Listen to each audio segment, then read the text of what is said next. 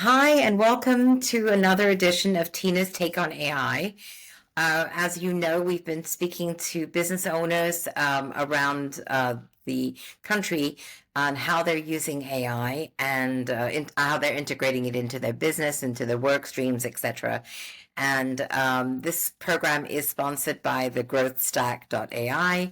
And what they do is they use growth strategies implemented with AI tools.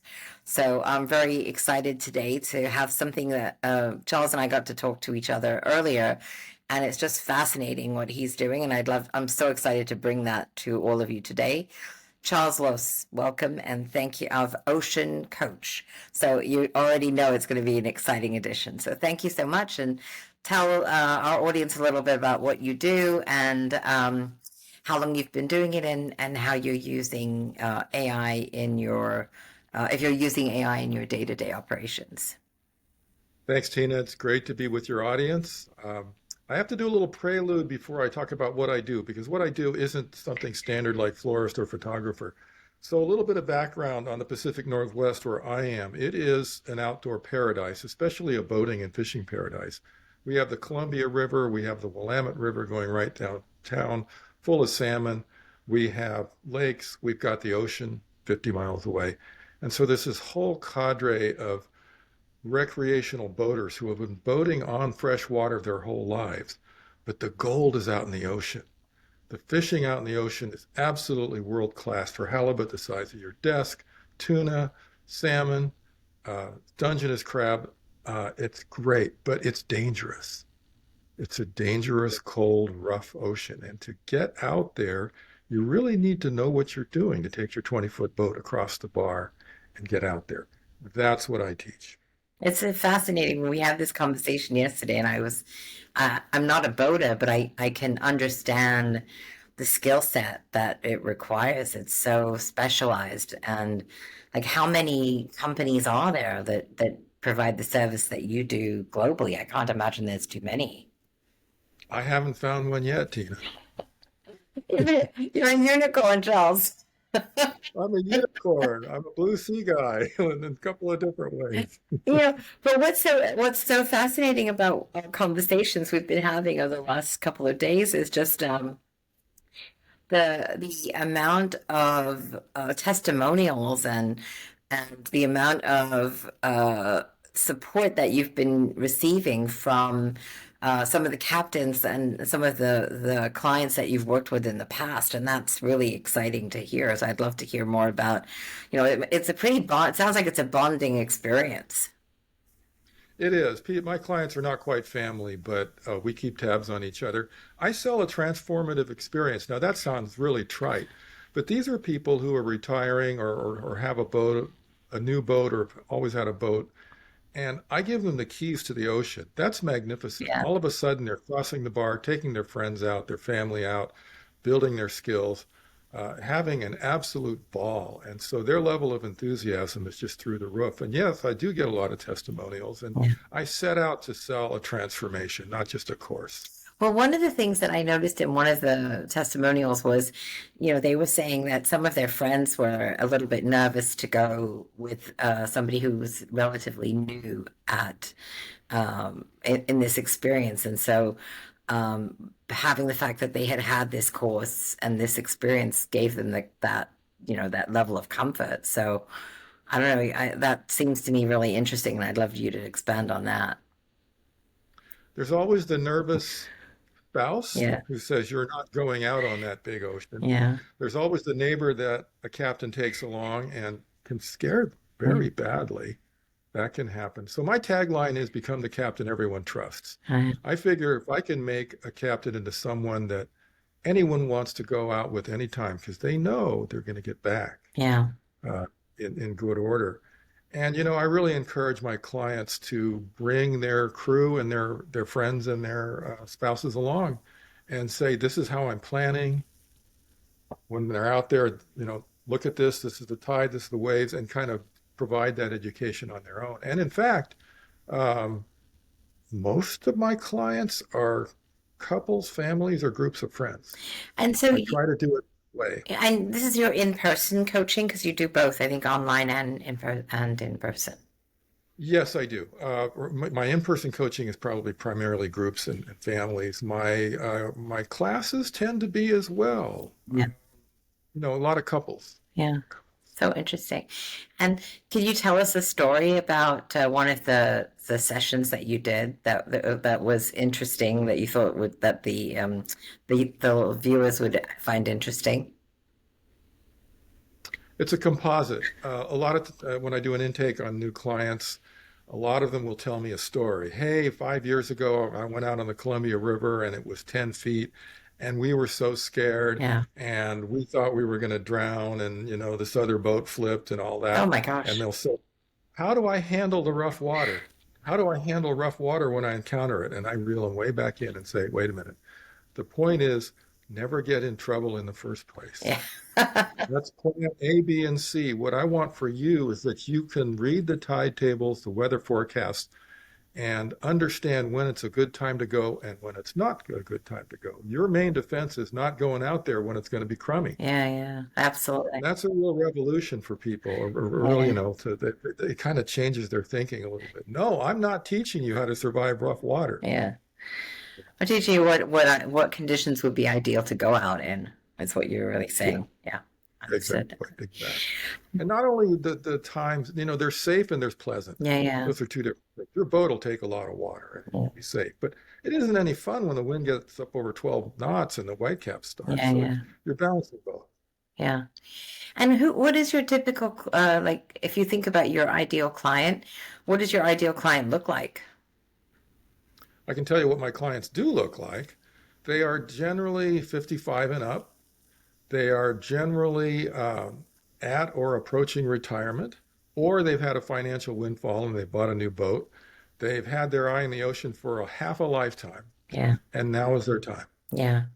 So I interesting. don't have a lot of young people. I have sort of a bunch of 35-year-olds too that Yeah, are really into it. They have kids and they want to go out. yeah, yeah. And how are you using AI currently in any way? I use AI on the back end as much as I possibly can. AI writes better marketing copy than I can. Yeah, I've come to just kind of vomiting out a paragraph of marketing and telling AI to fix it and give me new options and all that. So I'm using it as much as I can. Um, I'm a little hesitant to put AI in my public facing stuff. yeah. Well, I mean, I write a I was newsletter. gonna say Yeah, go ahead. it's understandable because a lot of it is, I think we talked about this yesterday, where it's basically the best research tool you can have, right? It finds Mhm. information that's publicly in the public domain, and it organizes it. Is kind of how I think about it. And Yeah. you have to tell the story about how it read your own words back to you. Oh, right. Okay. So there's not a lot of people in my space, in my industry, if you will. And so every once in a while I check in and I'll ask it a question that would be answered in my courses. And I'm starting to see it parrot back the exact words that I am using. And I recognize I wrote that. So that feedback loop is very real. Well, it is in when you're in such a niche, like we don't experience that in most of our conversations or our usage of it because we're targeting broad audiences, broad subjects. But when you're talking about something that's so niche, I could totally see that coming back because there's you and maybe, tertiary information, and then they're pulling that together to come back with a response, right? So that makes perfect sense. Exactly. Yeah. I Exactly. mean, AI is fascinating, but it's only as good as the information that it can find. So, Right. I like- Right. yeah. They are buying curated information. There's so much information out there, as you Yes. know. Yeah. They're buying curated information to some extent. They're buying me because with every course and every coaching package I offer, I say you have access to me for a year. Yeah. Text, call, email. I am in your back pocket. I am your consultant, and I love that. First of all, not many people call because my stuff is pretty good, Yeah. Yeah. but I do get to keep touch with my audience and find out what they're worried about, what's working, what's not working, and so forth. So I'm very high touch, and I don't think I'm going to I don't think my newsletters will ever be AI generated. I just can't see it. And so, oh, you do a newsletter? Yeah, I do it about twice a month. And who's the recipients? Is it all your client base, or like who do you send that to? Yeah, I've got about 1,600 on there now, but they're very high engagement. Open rates are so hard to measure these days, but it's between 30 and 60%. And I have people that have been on there. No, nobody ever leaves the newsletter, which is good news.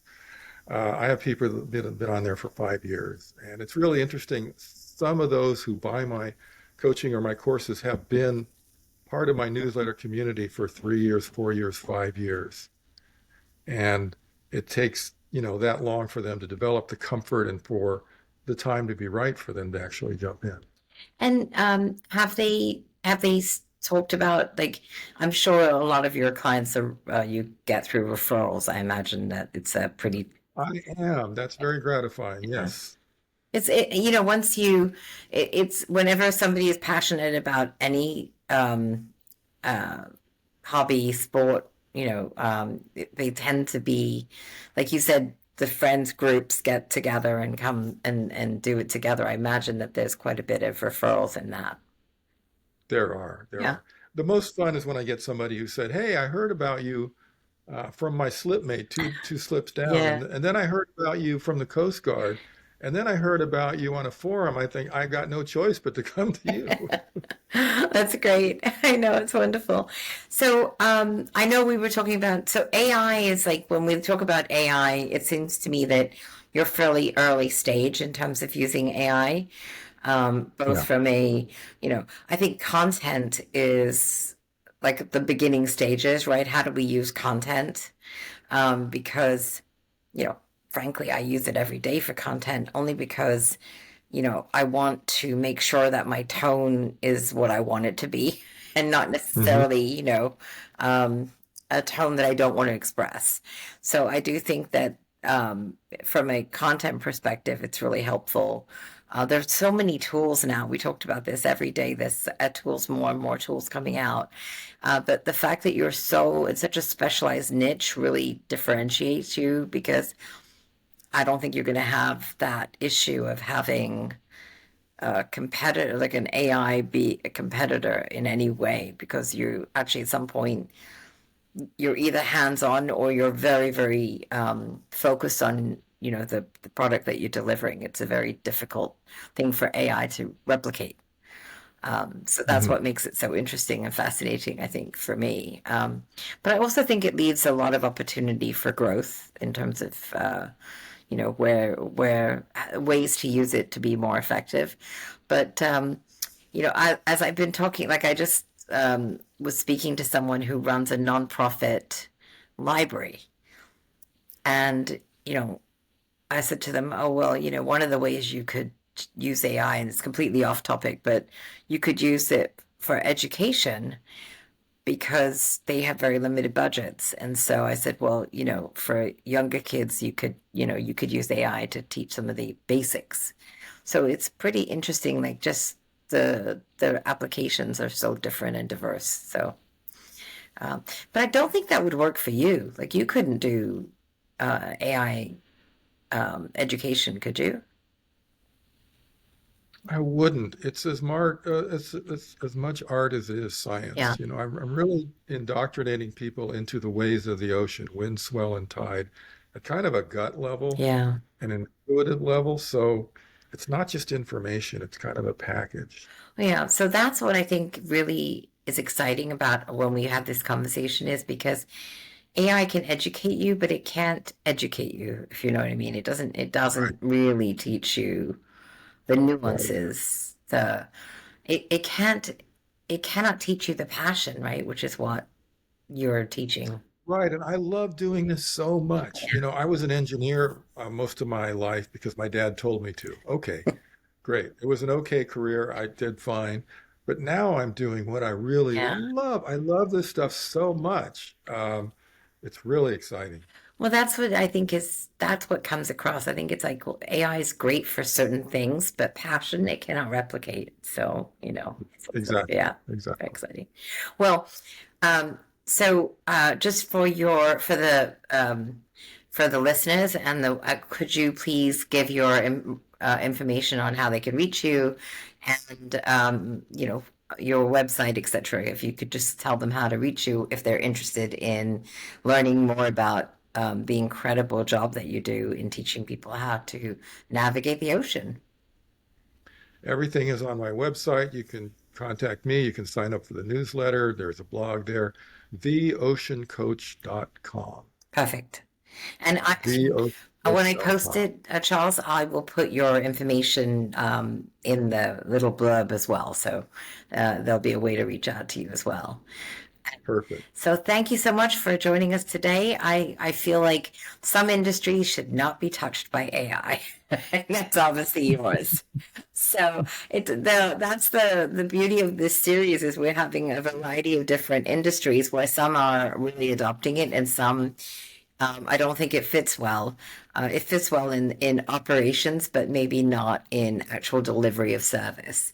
And so that's something that is very exciting for me to have these conversations because I don't think there's any, we're not promoting a particular point of view.